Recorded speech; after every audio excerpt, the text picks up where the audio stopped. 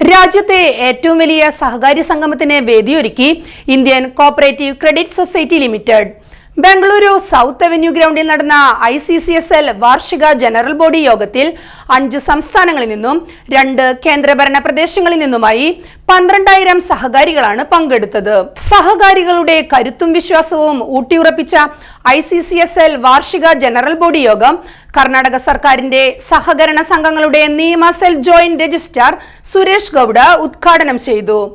യോഗത്തിൽ 2024-25 വർഷത്തെ കണക്കുകളും 2025-26 വർഷത്തെ പദ്ധതികളും അവതരിപ്പിച്ചു. യോഗത്തിൽ ചർച്ചയ്ക്കെടുത്ത 7 അജണ്ടകളും സഹകാരികൾ പാസാക്കി. ICCSL chairman doctor Sojan V അവിരാജിന്റെ മറുപടി പ്രസംഗം ഹർഷാരവത്തോടെ സദസ്സ് നെഞ്ചിലേറ്റി. 2024-25 വർഷത്തിൽ 10 ലക്ഷം സഹകാരികൾ എന്ന നേട്ടം സൊസൈറ്റിക്ക് സ്വന്തമാക്കാനായി. രാജ്യത്ത് മറ്റൊരു ക്രെഡിറ്റ് സൊസൈറ്റിക്കും ഈ നേട്ടത്തിലെത്താൻ കഴിഞ്ഞിട്ടില്ലെന്ന് അദ്ദേഹം അവകാശപ്പെട്ടു. 1500 ഓഫീസ് സ്റ്റാഫുകൾ സൊസൈറ്റിക്കുണ്ട്.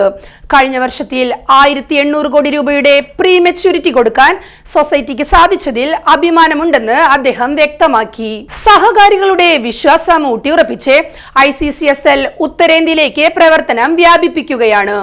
മഹാരാഷ്ട്ര, ഗുജറാത്ത്, ഗോവ, മധ്യപ്രദേശ്, ഉത്തർപ്രദേശ്, ദാമൻ ദിയു എന്നിവിടങ്ങളിലേക്ക് കൂടി സൊസൈറ്റി വിപുലപ്പെടുത്തുമെന്ന് ചെയർമാൻ വ്യക്തമാക്കി.